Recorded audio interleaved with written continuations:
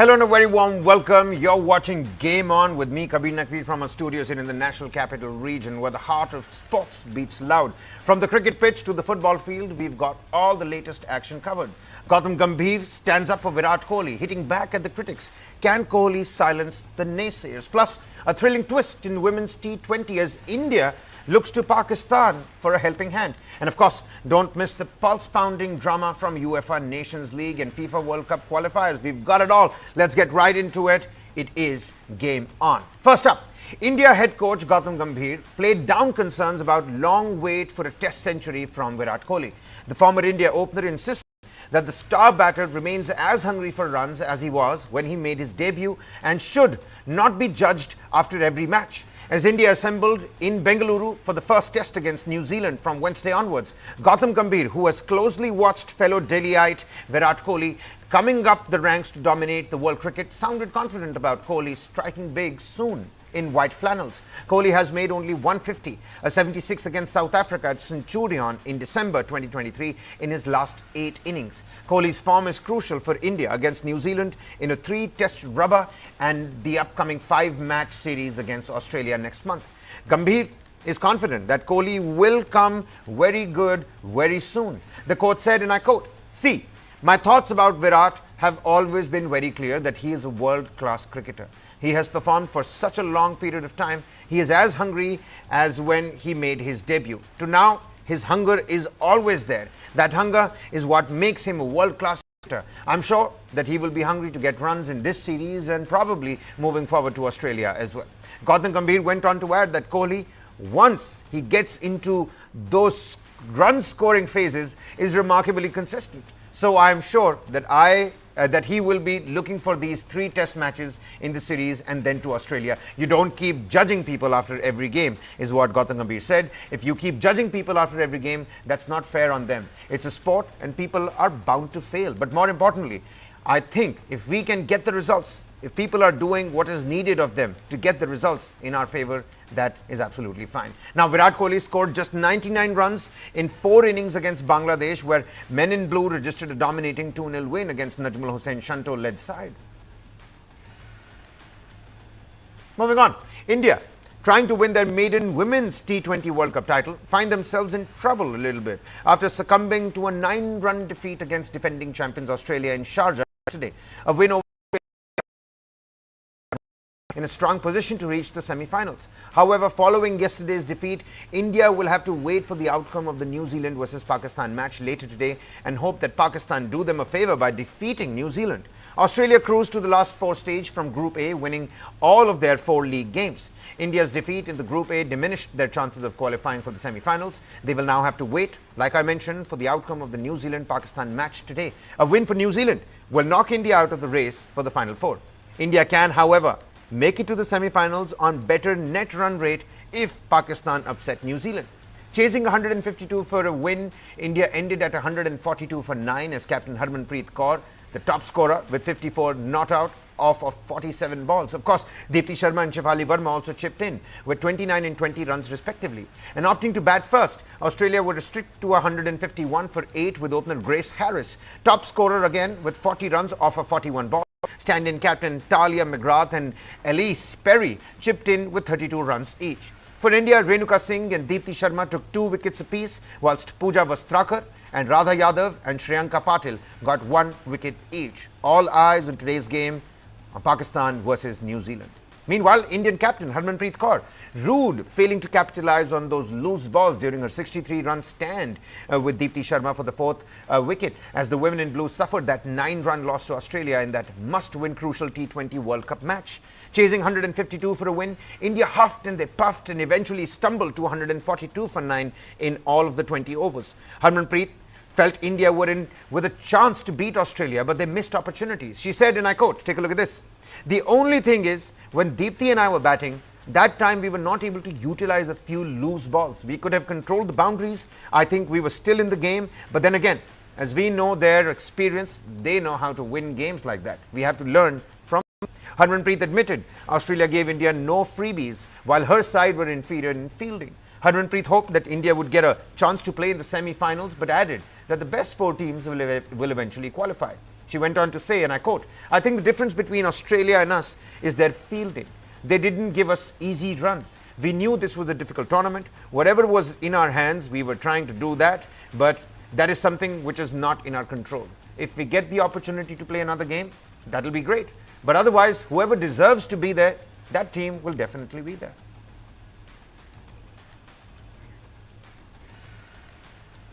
Moving on, India dropped as many as 3 catches while also missing a stumping opportunity. To add to their woes, a close LBW call also went against them.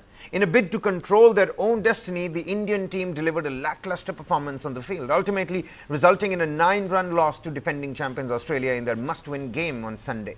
A disheartened India coach, Amol Majumdar, ruled the missed opportunities that could have altered the game's outcome. After India's hopes of reaching the Women's T20 World Cup semi-finals were hit hard by the loss to Australia, a disappointed Majumdar said, and I quote, "I think we were right in the game, right till the last over. Just that experience of Australia saw them through.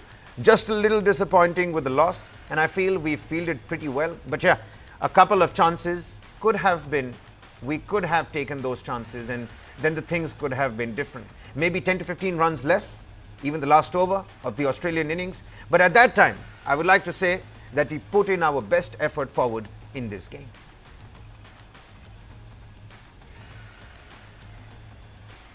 But shifting our focus to the world of football, after 3 wins from 4 games as England interim coach, Lee Cosley appeared to distance himself from taking on the job full-time. After naming an experimental team that lost to Greece on Thursday, questions about his suitability were raised. If not for some errant finishing from number 64 ranked Finland, Sunday could have been another uncomfortable night for an England team ranked 60 places higher. Cosley said that he hadn't enjoyed the days following the loss to Greece. However, a 3-1 victory against Finland in the Nations League on Sunday. Jack Grealish, Trent Alexander-Arnold and Declan Rice secured the win for England in Helsinki. Arttu Hoskonen scored the consolation goal for Finland in the 87th minute, but the last strike of the match was too little and too late for the home team. After the win, Cosley sounded uncertain about his credentials to succeed Gareth Southgate in one of the biggest management roles in the world of football, saying that the job deserved a world-class coach who had won trophies and had been there and done that. He added that he was still on the path to doing that and hadn't done so. Take a look at this. Teenage standout Lamin Yamal. Well, he left Spain's squad after he strained a muscle in his left leg. He will now miss Spain's Nations League home game against Serbia on Tuesday. And just a day after the 17-year-old forward helped Spain beat Denmark 1-0. The Spanish Football Federation said that Sunday that tests had indicated that the Barcelona star had strained a leg muscle. Now, Lamin Yamal has been experiencing pain in his left hamstring, and although the test showed no major damage, he was sent back to his club, Barcelona, to avoid the risk of injury. Lamin Yamal was a key player in Spain's triumph at this year's European Championship, if you all remember. The teenager was substituted off in the 93rd minute and was later seen limping as he boarded the team bus. Spanish coach Luis de la Fuente has called up a replacement for Yamal. Barcelona's next game, meanwhile, is at home against Sevilla on the 20th of October in the Spanish League. Lamin Yamal is the latest addition to the Spain's long list of injuries. Spain was without Dani Carvajal, Rodri, Lee Normand or Inaki Williams, all of them during the 1-0 win over Denmark yesterday. Spain will host Serbia in its southern city of Cordoba next. Meanwhile, Poland have stayed in the top tier of the Nations League ever since the European football body, UEFA, launched the tournament in 2018. However, a 1-3 loss against Portugal on Saturday has threatened their position in the League A of the tournament. Cristiano Ronaldo scored his record-extending 133rd international goal to keep Portugal perfect in the Nations League with a 3-1 win over Poland. The 39-year-old superstar was there to put in the rebound after Rafael Leao's shot hit the post in the 37th minute on Saturday. That made it 2-0 following Bernardo Silva's opener in Warsaw in the 26th minute. Midfielder Piotr Zielinski halved the deficit in the 78th minute for the hosts, only for Southampton defender Jan Bednarek to score an own goal with just 2 minutes left on the clock. After failing to find the net in his 5 appearances at this summer's European Championship, with Portugal making an exit in the quarterfinals, Ronaldo has scored in 3 straight Nation League matches, including in wins over Croatia, which was his 900th career goal, and Scotland just last month. Portugal coach Roberto Martinez replaced Ronaldo with Diogo Jota. with just under half an hour to play. Barcelona striker Robert Lewandowski on the other side started alongside Karol Swiderski, but the Polish attacking pair couldn't find their way past the Portuguese defense.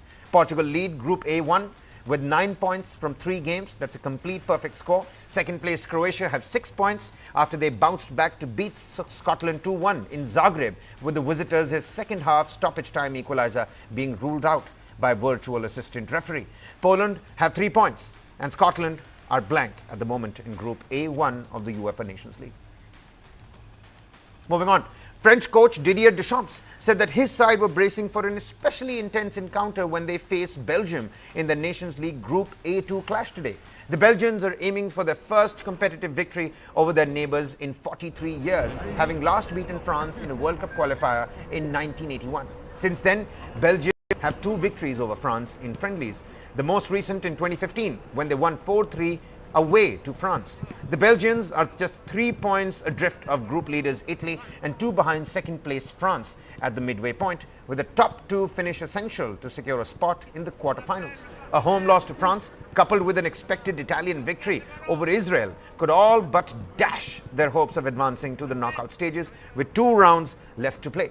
Les Bleus thrashed Israel 4-1 in Budapest, while Belgium earned a 2-2 draw in Italy on Thursday, having been 2 goals behind inside 24 minutes.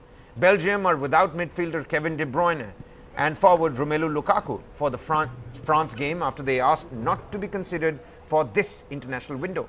France are missing talisman Kylian Mbappe meanwhile, who is facing criticism at home for not taking part in the games against Israel and Belgium while being fit to play for Real Madrid.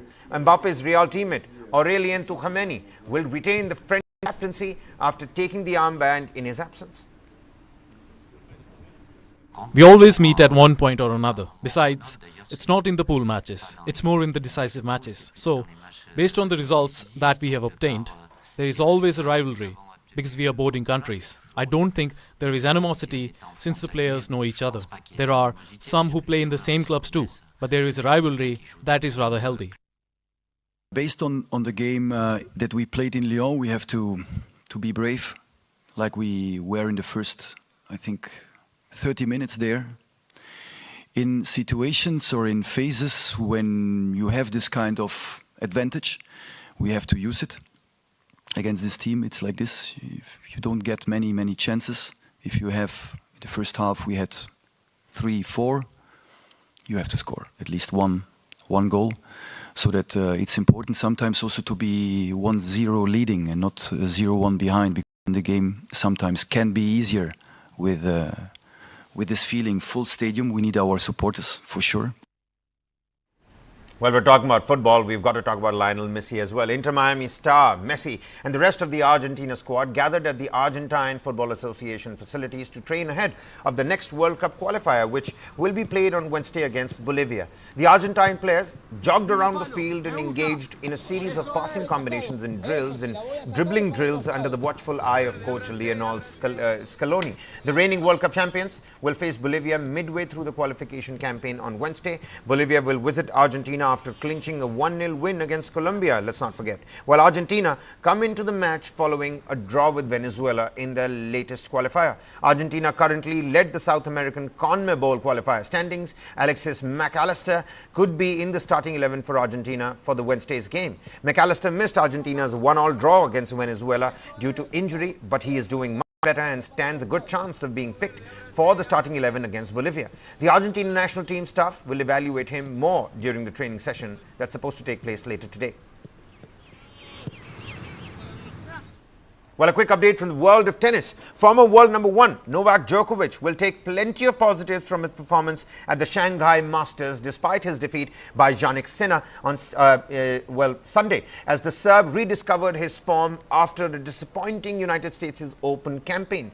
Djokovic, a 24-time Grand Slam champion, won his first Olympic gold medal at the Paris Games in August, but then suffered a third-round defeat at Flushing Meadows to Alexei Popyrin. However, Djokovic looked in fine form in Shanghai, playing with consistency throughout the tournament to reach his 5th final at the ATP Masters 1000 event, where he was beaten by the world number 1 Jannik Sinner. Djokovic's defeat to Sinner also dashed his bid to add a 100th singles title to his trophy cabinet, which would have seen him become the only only third man to achieve the feat after Jimmy Connors, who has won 109 single titles, and rival Roger Federer, who signed off with 103 singles trophies. The 37-year-old played down the significance of that particular milestone at a presser following the final, voicing confidence that he can win more titles if he can keep playing toe-to-toe with the game's best. Well, with that, we're going to slip into a quick commercial breather here. Top developments right on the other side. Keep watching News9 Live.